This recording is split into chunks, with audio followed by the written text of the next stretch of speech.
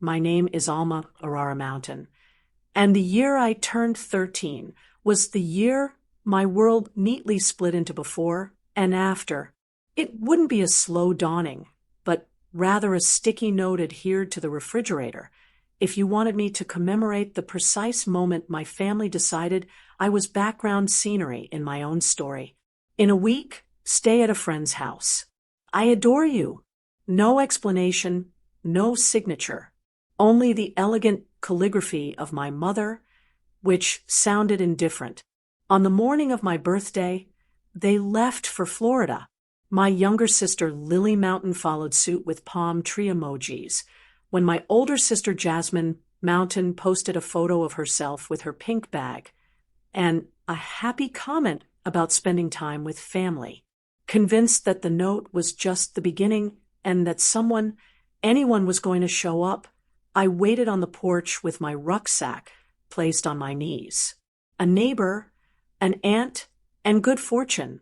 Nobody did. A dog barked at me as if I didn't belong on my own front steps, and the street lights flickered on. I pretended that the buzzing sound of the microwave was conversation as I warmed a burrito that I didn't really enjoy and ate it at the counter. I continued to claim that everything was a mistake on the second day. Another thought began to murmur by the fourth. I wanted to shove them away. It might not have been an accident, serving as the silent intermediary between the main act and the conclusion had always been part of being the middle child. Jasmine got honors and letters from the varsity. Lily had color-matched cupcake parties, braces, and dancing recitals. I had responsible, which used to indicate unseen to adults. However, deliberately being forgotten brought about a very different kind of quiet. After 6 days, I had a pile of borrowed books arranged like armor when I left the library. Even my shadow was obscured by the intense shimmering of the heat. At that moment, a shiny black vehicle came to a stop. Like something from someone else's life, its windows slide down. Alma, a voice I only vaguely recognized, expressed surprise. Uncle Richard, the wealthy man who had given up on family vacations before I could multiply by 10. I now realized that Mom always referred to him as conceited because he maintains his boundaries. My bag, sweat-stained hair, and the tight smile caught his attention. I served as a barrier. Why are you by yourself out here? Your folks are where? I said, Florida. The word seemed ridiculous, like if they had flown to an other planet. I see, he muttered to himself. And you're here? Whatever came next sounded like a remark I wasn't supposed to hear. The words, get in. You're not walking anywhere tonight. Followed, and I was reminded of every safety lecture I had ever heard about strangers. However, after eating dry cereal and quick noodles for 3 nights, my empty stomach made its own stronger argument. Danger also includes hunger. They smelled of leather and something new and crisp. It's the fresh scent of money, not citrus or perfume. He drove to a diner where pies were imprisoned under glass domes and red booths were shattered. I stared at the milkshake and burger as if they might disappear if I blinked too long. He didn't force me to speak. After allowing me to eat, he inquired about my interests, friends, and school. I mentioned history, but only the portions that people choose to forget. He grinned a little at that response, as though he had just learned a little something about me. He simply idled and told me to pack a bag when we got to my street, not bothering to park. I gave a blink. What? You're not sitting by yourself on a couch in a dimly lit home while your folks go sunscreen shopping. Elma, pack. There are times when the world seems to have hidden hinges. His house seemed to be on a different planet as the door turned. It appeared like the guest bed was too soft to handle.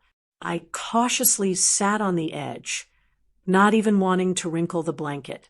With the intention of sleeping upright forever, He leaned against the frame and arched an eyebrow. I didn't want to ruin his linens. I muttered, with a half-smile that was not mocking but rather friendly. He remarked, "They can be washed. Things are there to be used, not to be feared." Orange juice was poured into a real glass in the morning. Our mugs at home were sun-fed mementos with a subtle plastic odor. I gripped his glass as though it may shatter from being misinterpreted. He teased, "It's just juice, not a legal agreement. Have a drink." He didn't hesitate to respond when the teacher asked who would be at my meeting that week. "Yes, I will." Something that had been squeezed within of me for months was released by the serene weight of those two words. With generosity, I had no idea what to do.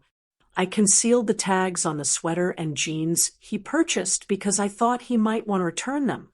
I saved the money he gave me for lunch and had crackers because it seemed like trespassing to spend money. 12 days passed before he discovered me huddled over a cereal box in the kitchen at midnight. "Why?" From the entryway, he spoke. "Are you practicing being a raccoon?" I informed him that I didn't want to overindulge. He took spaghetti out of the refrigerator, put it in a bowl, heated it, and pushed it in my direction. "If it's in this house, it belongs to everyone who lives here," he stated. "That means you, too." I swallowed against the sting in my throat as I nodded, attempting to keep my tears out of the noodles. I didn't want to feel obligated, and crying felt ostentatious. I kept anticipating that when my parents arrived, the front door would tremble, and they would demand I return like something that has been borrowed for too long. However, the days continued to go by. Then, for weeks, there was no call or knock. Lily posed with shells plastered to her cheek, and Jasmine flooded her feed with beach photos with captions about eternal sisters. I never saw my name under any of it. Uncle Richard accompanied me to the school conference, where the counselor sat in a metal chair and used terms like underengaged, silent, and potential. He simply took notes, didn't fight, and then got me a desk so I wouldn't have to study on the floor. I didn't realize I needed an eye appointment, but he set one up. The dentist, doctor, haircut, and other basic care that I was unaware of came next. He never once claimed that I owed him anything. He just referred to it as maintenance, as if I were someone who needed to be kept in good operating order. Even at 13, I continued to test boundaries. I didn't sure what constituted curfew, so one Saturday, I went out late with a friend and forgot to text. He gave me a sandwich when I crept in at midnight to wait for the explosion. "Glad you're alive," he remarked. "Send a text the next time. If not, I'll go buy a shovel and presume you're in a ditch." The tone was not so much angry as it was disarming. It sounded structured and caring. Rules and timetables weren't everything. Occasionally, he would take me to his office and instruct me to watch how people interacted. He once whispered, "Half of success is tone and handshake while holding a client's hand. The rest is showing up when everyone else invents excuses." It remained with me, a sort of map, even though he threw it away, casually. I anticipated a little card and a courteous smile that first holiday spent with him. Rather, he gave me a journal that was bound in leather and had my initials printed in gold. "Write down what you notice," he instructed, "even the absurd things, particularly those." Half afraid that it could bite, I traced the texture of the cover. I managed to say, "Thank you," even if it sounded weird. I wasn't accustomed to having a permanent possession. My phone buzzed with a picture later that evening. Jasmine and Lily, my parents, standing next to a perfect tree in matching pajamas. "Mountain Traditions" was the caption, No message, no tag, not even a "we miss you." I gazed till the image faded into light and color. Looking down at the journal in my lap, I opened it to the first blank page. I had written, "Things here are meant to be used, not feared." Subsequently, if something is inside this house, it belongs to everyone who lives within it. I am in this house, I concluded. The words seem overly forceful, as if I had stolen someone else's bravery. Even yet, I felt a slight stirring within of me when I closed the lid and traced my initials once more. Warm, but unfamiliar. It wasn't security. Not quite yet. Perhaps the pencil outlines of the draft, though, at the time, I had no idea that this small book and the restaurant booth would turn things around. Years later, those pages would be my pillar of support as others struggled to stay upright in a setting that reeked of leather and law. I was just 13 at the time, snuggled up in sheets that whispered clean rather than tired, beginning to discover one unthinkable fact. I wasn't throwaway. I had been misplaced, not forgotten. At last, someone located my tab and moved me to my proper location. Uncle Richard came to two conclusions about me by the time I turned 14. I had terrible posture. To start, second, I had promise beneath that slouch. Every time I folded inward, he would tap my shoulder. "Elma, take a proud stance. You're not using proper punctuation. When you appear to already believe in yourself, people are more likely to believe you." It seemed like a sentence from a poster at first. Eventually, though, I learned to catch myself mid-hunch, straighten up, and pretend to be confident until it started to seem genuine. Teachers took notice. After he bought me pizza, I started to speak up, raise my voice, and even join debate club. My voice faltered like poor speakers during my first tournament. Nevertheless, I prevailed in my argument that cats were superior pets. I noticed Uncle Richard in the back when the judge made the announcement, and he was chuckling quietly, saying, "See, told you." He was more than a caregiver at home. He was a bundle of teachings masquerading as everyday existence. He never lectured about motivation or thankfulness. He experienced them. He answered, "Sounds great," when I asked for a new phone. "How much have you saved?"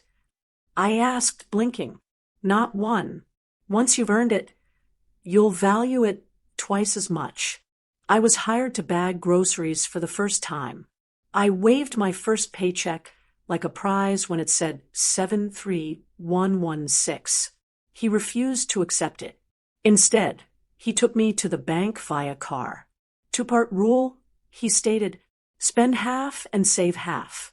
In this manner, you can enjoy today without stealing tomorrow.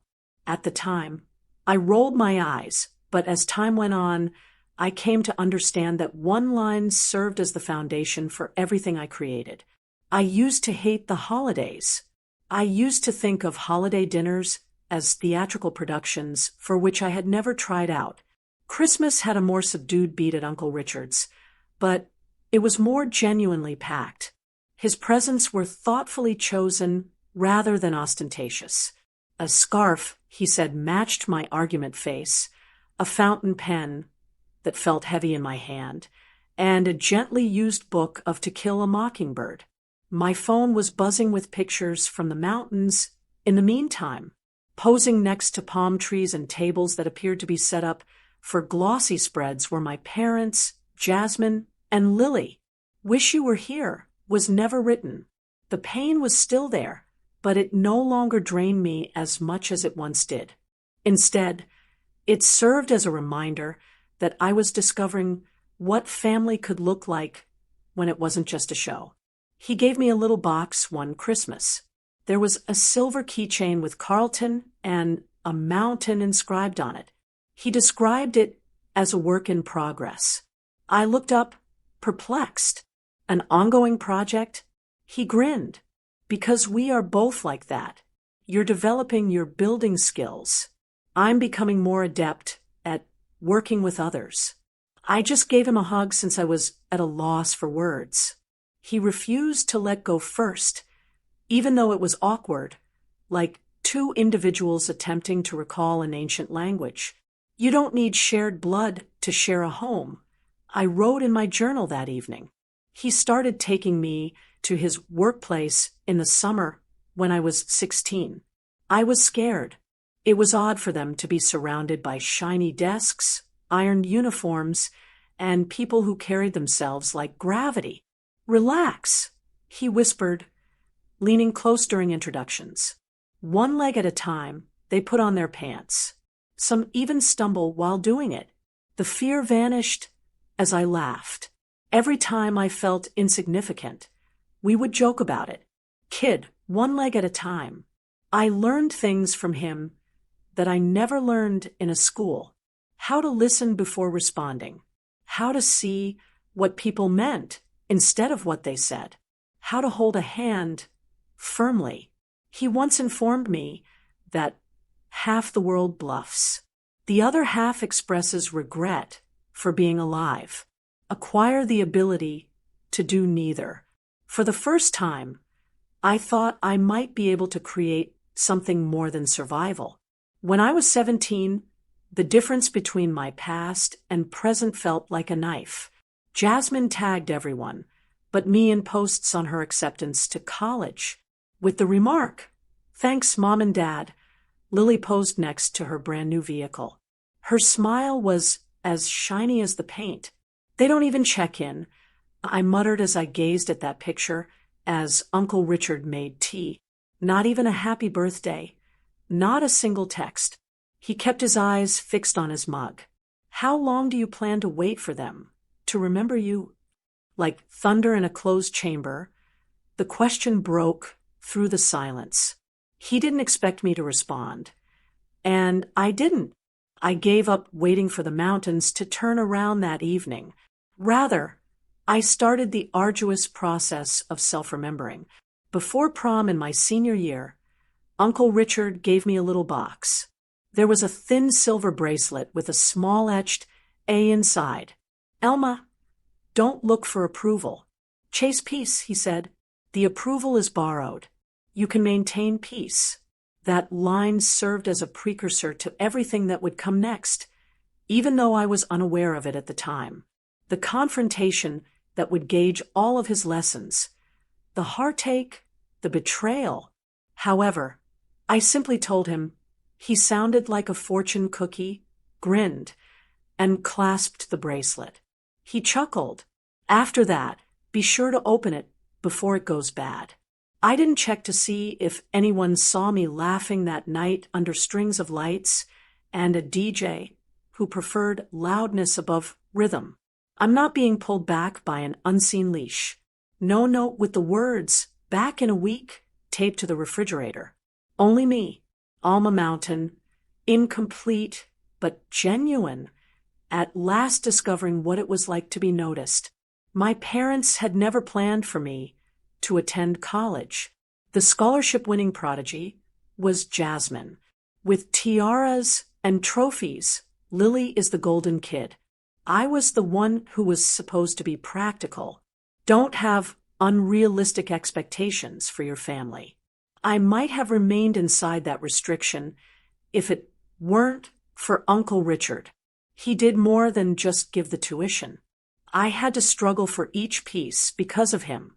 Spreadsheets, loan manuals, and financial aid paperwork surrounding us as we sat at the kitchen table for hours until the numbers became overwhelming. He demanded that grants come second and scholarships first.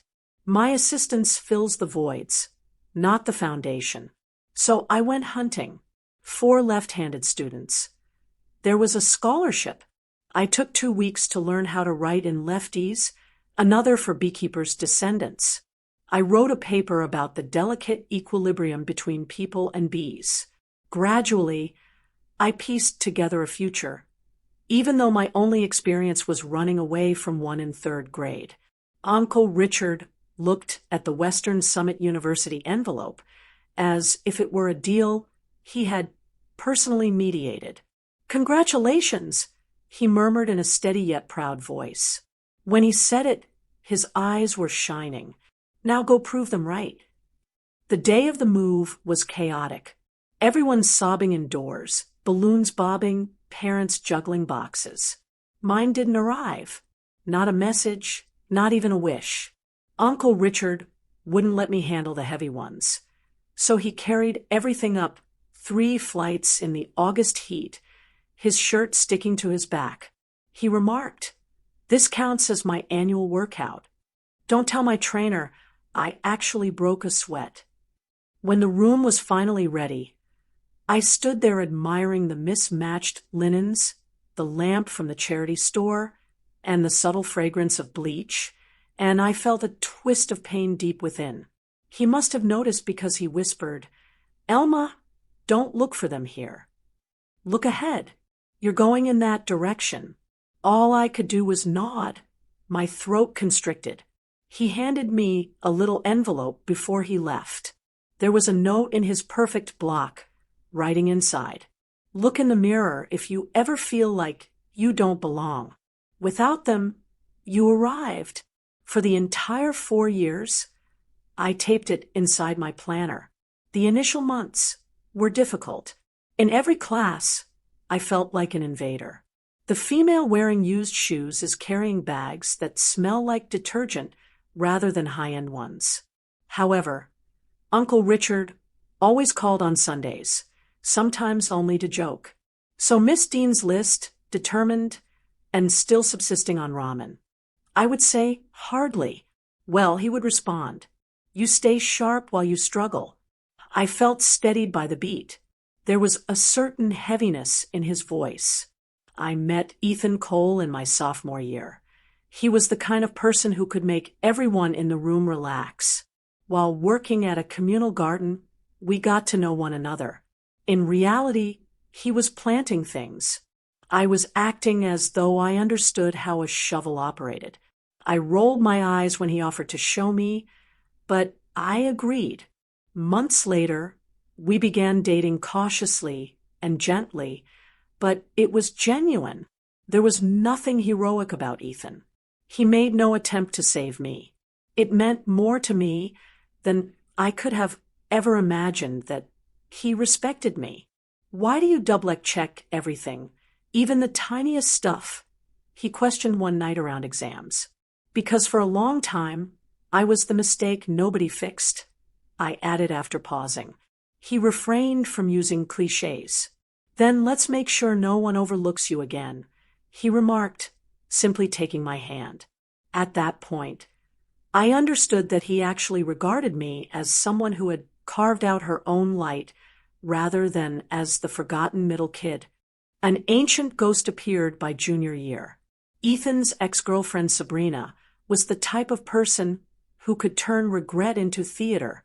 She began to reappear at events on campus, all smiles and refined charm, complimenting my attire while her gaze scanned the room for an audience. I initially persuaded myself that I was dreaming. However, she revealed one evening that Ethan had met her for coffee in order to assist with a business idea. He was honest with me when I questioned him later. He remarked she reached out and said she needed advice. It didn't seem like a huge deal to me. It shouldn't have been, yet like an uncontrollable reflex, the old pain of being replaced and forgotten came flooding back. Uncle Richard's remarks kept coming back to me that evening. In half of the world, people bluff. The other half expresses regret for being alive. Do neither. I did not, therefore, accuse him or make a plea. Next time, let her find someone else's generosity, was all I said. Ethan gave a nod. No defensiveness, no resistance. I learned more from their silent acceptance than from any words. Everything appeared to come together like a long-delayed daybreak. By senior year, in the same discipline, I received my degree in civil engineering. It's the art of making things that last, Uncle Richard once said at graduation. He was seated in the front row and clapped so loudly that the dean looked up. Then he gave me a small silver pen. To sign the contracts, use this. You'll be proud of me, he remarked. I grinned. Not my autograph. He laughed. One day, build first, then boast. I stayed in my dorm and read the journal he had given me when I was 13 as others partied that evening. Now, the pages were filled. Scroll thankfulness, small successes, and lessons learned. A single line caught my attention like a beating heart. It belongs to the individuals who live in this house if it is there. That house was no longer a building. It was my life, and I felt like I actually lived inside it for the first time. I started working at a small engineering firm after graduating. It was solid and mine, but it wasn't flashy. The path ahead felt like mine for the first time when Ethan secured employment in the same city. Uncle Richard and I had supper together every Friday. Look at you, Miss Mountain, he would tease, raising his whiskey glass. Climbing the ladder without falling. Give it time, I would say, laughing. I may still do so. The changes, the weariness in his voice, the way he patted his shoulder after carrying groceries, and the brief hesitation before recalling a familiar location were what I didn't want to see. I convinced myself that it was simply aging. I was unaware that it was the subdued prelude to all that was about to happen. Because even the strongest people don't fall dramatically. Before you realize you've been carrying what they once held, they fade first, softly, even gracefully. It started quietly. You tell yourself not to evaluate this kind of shift. Uncle Richard began canceling our Friday dinners because he said that work had been difficult lately. Words I had never heard him use it before. He was dozing off in his armchair at 8 o'clock one evening when I went by without knocking. To no one, the TV whispered an infomercial. As he poured his coffee, his hand shook a little. In a single evening, he would recount the same tale again. I observed. He saw that I was observing, and we lapsed into a silent denial agreement together. He continued to inquire about me. He was steady and calm, just like he usually been when I was trying to rebuild my life from the rubble. Once, after I lamented about a challenging customer, he said, "You're doing well at work. Just keep in mind that jobs can replace you in a week. If you pick the correct ones, people won't." No performance review could compare to the impact of that line. I was unaware that Dad was preparing me for a future in which he might not be around to say it. Months passed. My career took off. I felt solid on my feet. I was able to establish a rhythm with Ethan. My engineering projects and his marketing career are both stable, but that steadiness wavered a bit more each time Richard dismissed a cough or dismissed my worries. Eventually, on a Tuesday, the phone rang. The voice on the line was trembling. "This is Grace from Mr. Carlton's office. Ms. Mountain." He passed out in the middle of a meeting. "He has been sent to St. Luke's Hospital."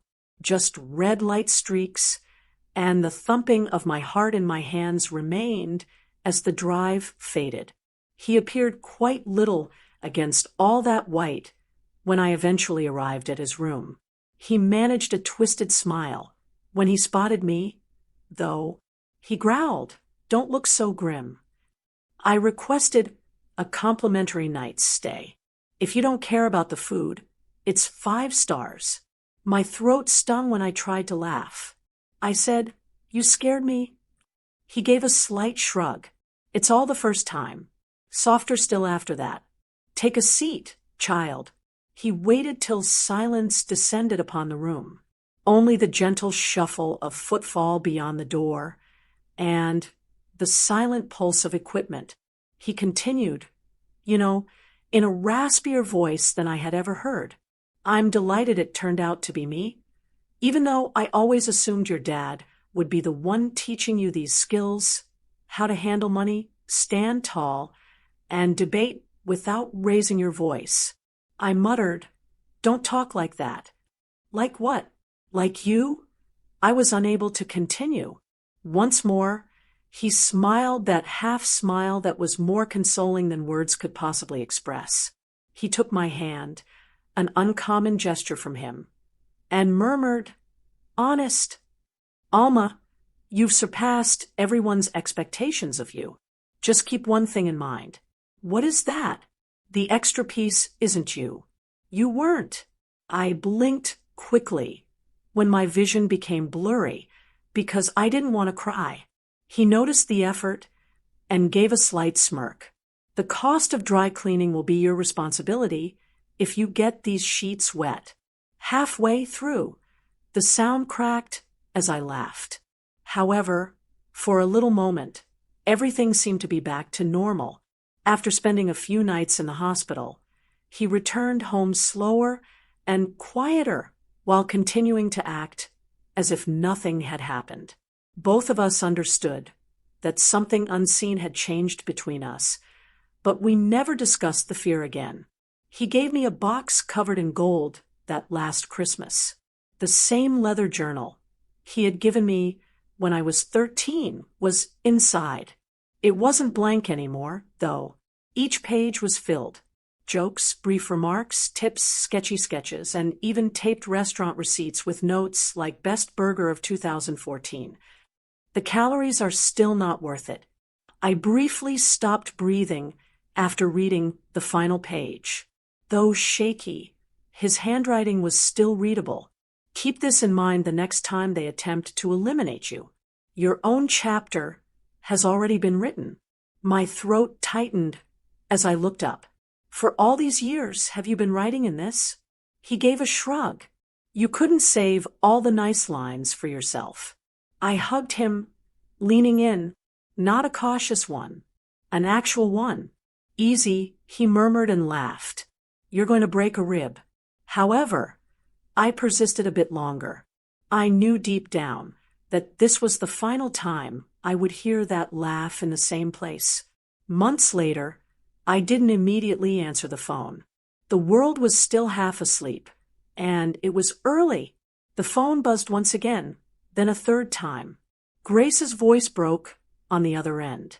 "I'm terribly sorry, Miss Mountain. This morning, Richard died while sleeping." As if someone had completely turned down the volume of life, the world became silent. With my phone still tightly grasped in my hand, I sat motionless on the side of my bed, gazing at the wall as though my intense concentration might bring the world back into harmony. He was meant to be all right.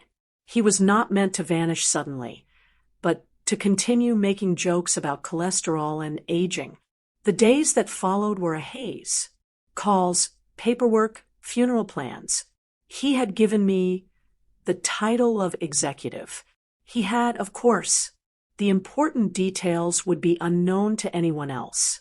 Which tie he named his serious one, which tunes made him grimace, how much he loathed lees and preferred simple white roses instead. The service was exquisite and compact, exactly how he would have preferred it, a mixture of former acquaintances, a few co-workers, and those few individuals who were really important. I stood close to his picture and nodded through muted, underwater-like sympathies. Then they showed up, as if it were a red carpet event. My parents, Jasmine, and Lily entered the chapel. My mother covered her eyes and her conscience with enormous black sunglasses. Even though he hadn't spoken to Richard in more than 15 years, my father shook hands with strangers and spoke solemnly about the loss to the family. Their faces went through a range of emotions when they finally recognized me. Calculation, guilt, and shock were all intertwined. My mother exclaimed, "Alma, and grasped my hand. We were unaware of your strong relationship with Richard. I gradually withdrew. You never asked. With a clearing of his throat, my father slipped into his practice tone, which he used for both business and church presentations. Your uncle was a remarkable man who was accomplished, giving, and a constant member of the family. I nearly burst out laughing at that final word. Family. Jasmine added her voice. Steel is surpassed by sugar. In other words, Uncle Richard was at ease when the will was read. Lily sighed loudly and fiddled with her pearl earrings. All I can hope is that he wanted us to continue the family tradition. The cars, the house, everything. I briefly questioned whether I was in a cruel play, or if I was dreaming. They were already circling the inheritance like scavengers smelling fresh loot before he had even been buried. I didn't bother answering. I just turned and left. The deluge of SMS, voicemails, and social media demands started within a week.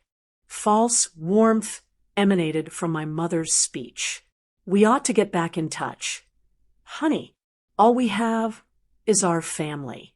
Then Jasmine's message appeared in my DMS.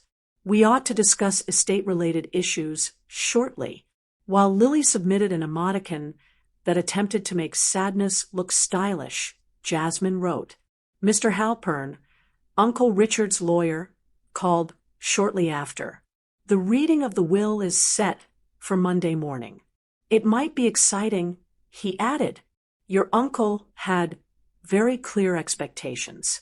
With a slight smile, I ran my fingertips along the scuffed edge of my journal. They were going to discover what happens when you mistake calm for weakness if they ever attempt to remove you again. And I was going to fulfill my vow to both the man who taught me how to stand tall and to myself. The fragrance of leather, old money, and the subtle satisfaction of justice filled the law office. Dark wood furnishings, heavy draperies, and chairs that required proper posture. Every breath seemed like a witness in the silence that pervaded the air. At the head of a long mahogany table was Mr. Halpern. On the other side was my family. Jasmine and Lily, my parents, caught up in a pricey morning. My mother used fancy tissues to wipe away invisible tears. In preparation for donations, my father folded his hands like a preacher. Lily leaned in to whisper as Jasmine's phone continued to light beneath the table. Do you think he left us the house? I took a seat across from them. I had a journal on my lap. My heart was stable, and I was wearing a simple black dress with no armor or eye-catching jewelry. I didn't require any. Halpern cleared his throat. We are here to go over Richard Carleton's final will and testament. His tone was deliberate and exact. He started as usual, gifts to long-term employees, small charitable donations, and settled debts. My family nearly vibrated with greed as they fidgeted and tried to appear patient. He then flipped to a page about Mr. Carleton's remaining estate. With her diamonds catching the light, Jasmine leaned forward. Lily held her hands together, as if she were awaiting heavenly intervention. With a half-warning, half-pitying smirk, my father gave me a quick gaze. Halpern read slowly, every word as clear as a piece of glass. To my estranged family members who only thought of me when my financial situation met their demands. I leave nothing behind. The room was divided by the quiet. My mom let out a gasp. Jasmine's jaw dropped. Stunned, Lily blinked. I take it he's joking? She muttered. Halpern didn't hesitate. He flipped to the next page. To my 13-year-old niece, Alma Mountain, who has never been gone since. All of my estate is left to me. Every holding, property, account, and asset Nobody breathed for a single suspended moment. Then, all of a sudden, 4 sets of eyes were fixed on me.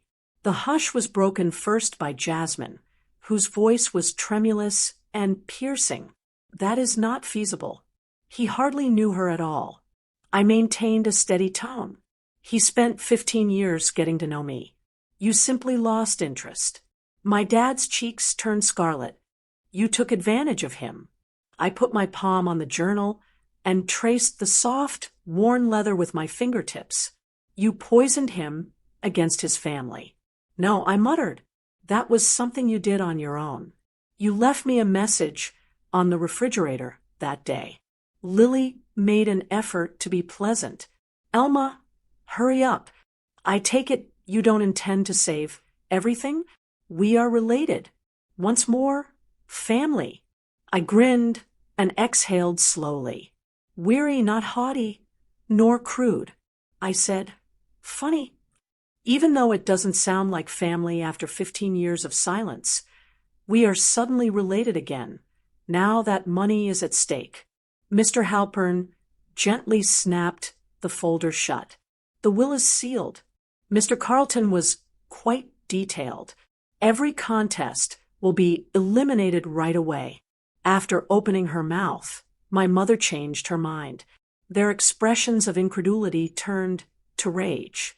It was the same expression they'd had when they realized I didn't need their consent to exist. I stood up after smoothing the front of my dress. I have things to take care of, so please pardon me. I appreciate your time, Mr. Halpern. Jasmine growled. It's not over yet. I looked her in the eye.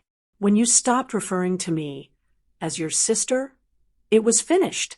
After that, I turned and left. The air outside seemed fresh, crisper, and pure, as though the planet had been holding its breath and had now released it for me. The building's glass facade reflected sunlight, briefly blinding, and I saw myself in that instant. Instead of the terrified 13-year-old carrying a backpack and waiting for someone who never showed up, there was a woman standing on her own land, just where she had chosen to be. I took out my phone, checked my messages, and discovered the person I still hoped was there. Wish you were here to see their faces, old man, I said. After a moment, you were correct. My own chapter was written by me. I hit send to everywhere, to nowhere. Later that week, I stood on the balcony of Richard's house, now my own, and watched the city lights glow like the pulse of everything he had created and left behind. I picked up the journal and turned to the last page again. The words were still vivid, even though the ink had somewhat faded.